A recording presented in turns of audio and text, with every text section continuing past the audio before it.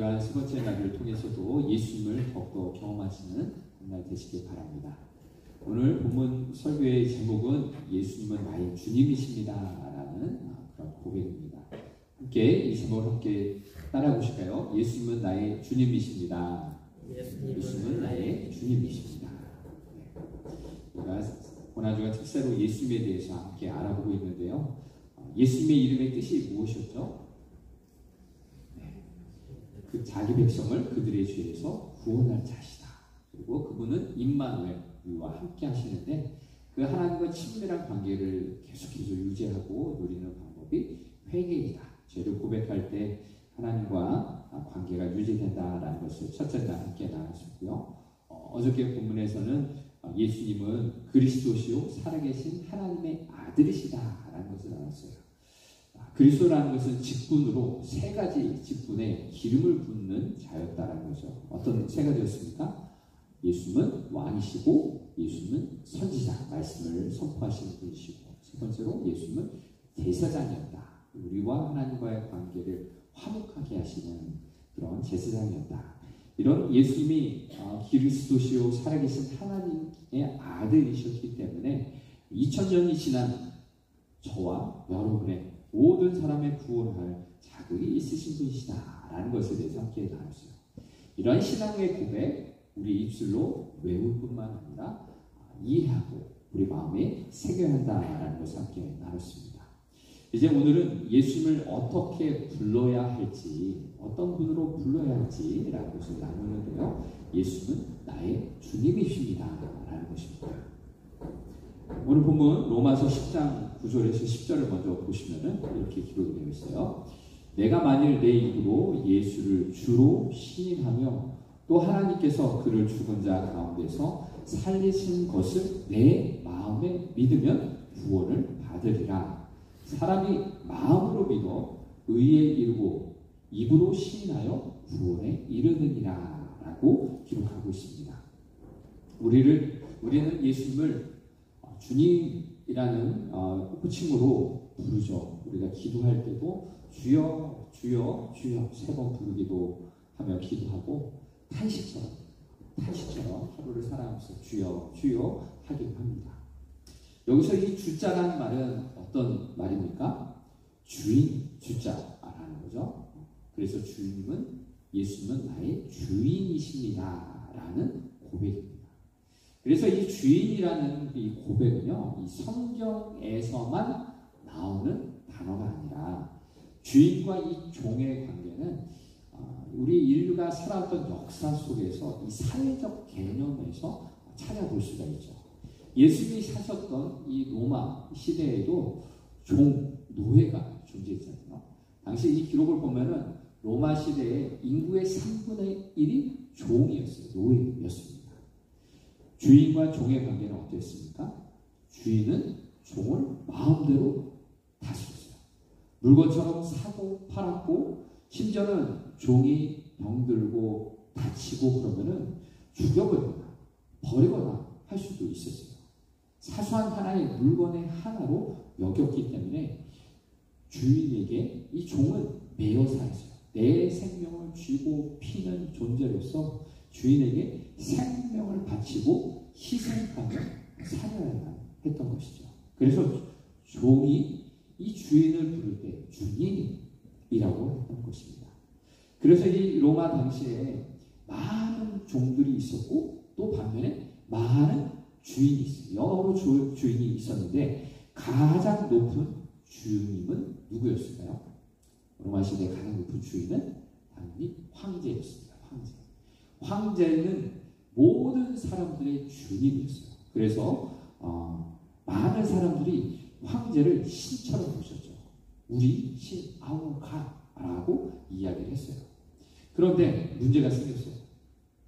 예수님을 구원자로 그리고 주님이라고 시인하고 고백하는 성도들에게 있어서는 로마 황제가 주인이긴 한데 그보다 더 높은 주인이 우리에게 있었다는 거예요. 예수님이 바로 나의 주님이십니다. 그리고 이 신앙의 고백 앞에서는 로마 황제를 주님이라고 부르지 않았어요.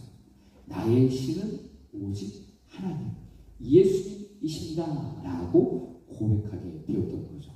이때 문제가 생겼어요. 그래도 오늘 본문 11절 로마서 10장 11절 13절을 보면 이렇게 기록되어 있어요. 성경이 이르되 누구든지 그를 예수님이죠 믿는 자는 부끄러움을 당하지 아니하리라 하니 유대인이나 헬라인이나 차별이 없습니다. 한 분이신 주께서 모든 사람의 주가 되사 그를 부르는 모든 사람에게 부요하시도다. 누구든지 주의 이름을 부르는 자는 구원을 받으리라. 아멘. 방금 읽은 11절 12절에 보면은 누구든지 예수를 믿고 주님이라 부르는 자에게는 부끄러움을 당하지 않는다라고 했어요. 그런데 실제로 이 초대교회 성도들에게는 어려운 일들이 시작되었습니다. 황제가 내가 신인데 감히 예수를 신이라고 불러? 감히 나에게 주님이라고 불러야 되는데 예수를 주님이라고 불러 핍박하기 시작했던 거죠. 처음에는 경제적으로 세금을 어마어마하게 부과했어요. 세금을 50%나 부과했어요. 먹을 것도 부족하고 없는 형편에서 세금 낼 돈이 어디 있습니까? 그러니 광야로 내쫓긴 거예요. 집도 빼앗기고 감옥에 갇히게 되고 원형 경기장에서 불에 태워 죽임을 당하거나 짐승의 밥이 되게 만들었어요. 그런데 이러면서도 이런 어려움을 당하면서도 초대교회의 성도들은 황제가 아니라 예수를 나의 주님이라고 부르며 죽어갔어요. 불타오르며 짐승의 밥이 되면서 황제가 아닌 예수를 나의 주님이라고 고백했던 것입니다. 왜 그랬을까요? 왜 도대체 죽음을 맞이하면서도 예수는 나의 주님이십니다 라고 고백했을까요? 예수를 믿는다라는 거 밥 먹여주는 것도 아니었어요. 좋은 집을 주는 것도 아니었어요. 따뜻하게 안아주는 것도 아니었음에도 불구하고 왜 황제가 아닌 예수님이 나의 주님이라고 고백하며 죽음을 맞이했을까요? 바로 그것이 13절에 누구든지 주의 이름을 부르는 자는 구원을 받으리라 라고 말씀했습니다. 마태복음 10장 28절에 나온 것처럼 몸은 죽여도 영혼을 능히 죽이지 못하는 자들을 두려워하지 말고 오직 몸과 영혼을 능히 지옥에 멸하시는 자를 두려워하라 라고 말씀했습니다. 황제는 내 생명을 주고 내 육신을 죽일 수 있었지만 내 영혼을 죽이지 못해.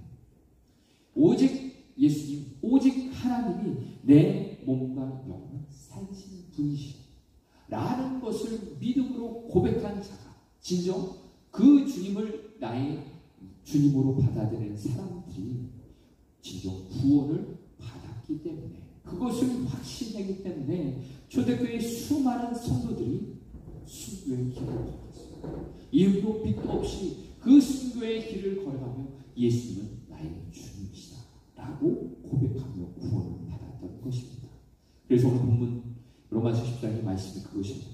예수님이 나의 주님이십니다 라고 시인하는 자들, 또 하나님께서 예수님을 죽은 자 가운데 살리셨다는 것을 믿는 믿음 가운데 사는 사람이 구원을 받는다. 이 믿음이 이런 거예요. 예수님은 십자가에서 죽으셨지만 잠자는 자들의 첫 열매가 되셨어요.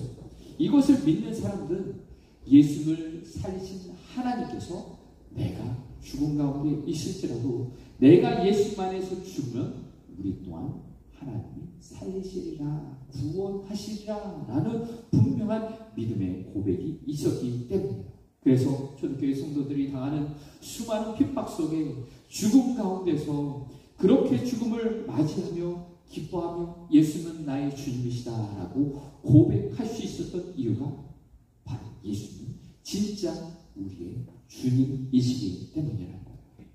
그래서 이 초대교회 성도들의 모습을 고린도후서 6장 9절에서 10절에서 이렇게 표현하고 있습니다. 성경을 잠깐 찾아보실까요?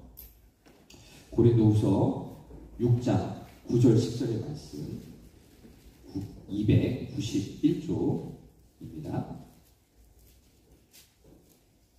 고린도후서 6장 9절 10절의 말씀 다 같이 읽어보겠습니다.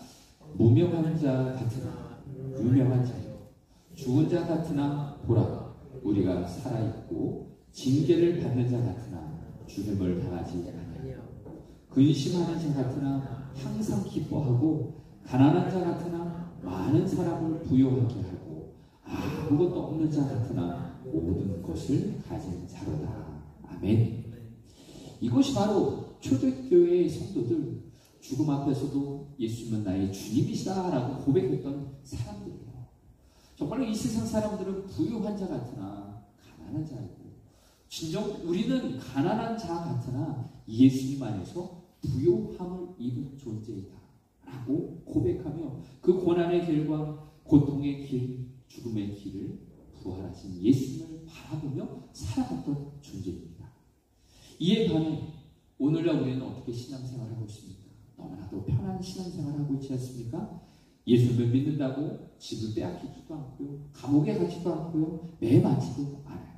오히려 교회에 오면은 편안한 의자가 있고 따뜻하고 또 시원하게 되고 찬송과 성경책이 널려 있어요. 집에 가도 몇 권이나 쌓여 있는데 또 교회 안 가져와도 스크린에 다 있어요. 너무나도 편한 신앙생활에 익숙해지다 보니 정말 불편하면 불평하고 비난하기 일쑤입니다.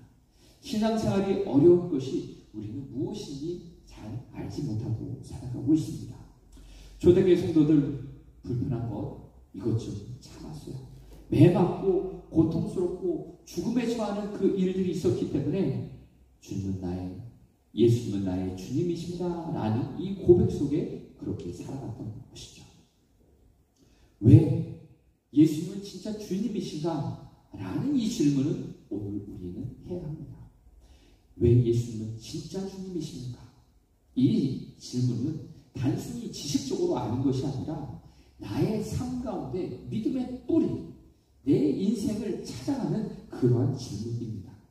예수님이 진짜 주님이신 이유는 바로 성경에 기록되어 있기 때문이에요. 오늘 본문 빌립보서 2장 9절 이하에 이렇게 나와있죠. 이러므로 하나님이 그를 지극히 높여 모든 이름 위에 뛰어난 이름을 주셨다. 하나님이 예수님을 모든 이름 위에 뛰어난 이름을 주셨다라고 말씀하십니다. 그래서 10절에 하늘에 있는 자들과 땅에 있는 자들과 땅 아래에 있는 자들로 모든 무릎을 예수의 이름에 꿇게 하셨다. 모든 권속들이, 모든 사람들이 예수님의 이름 앞에 무릎 꿇게 하셨고, 11절에 모든 입으로 예수 그리스도를 주라 시인하여 하나님 아버지께 영광을 돌리게 하셨느니라. 이것이 바로 성경의 기록이에요. 예수를 모든 이름에 높이셔서 예수를 주라 시인하도록 만드셨다라는 거예요. 그런데 원래 예수님은 하나님과 근본 본체셨어요. 2장 6절이죠. 하나님과 본체셨으나 스스로 하나님과 동등됨을 여기지 않으시고 이 땅에 오실 때 종의 형체, 육신의 모습으로 오셔서 사람과 같이 되셨고 또 십자가에 죽으실 때 부끄러워하지 않으셨어요. 죽기까지 복종하시고 순종하셨을 때 예수님이 하나님께서 예수님을 부활하도록 하셨어요.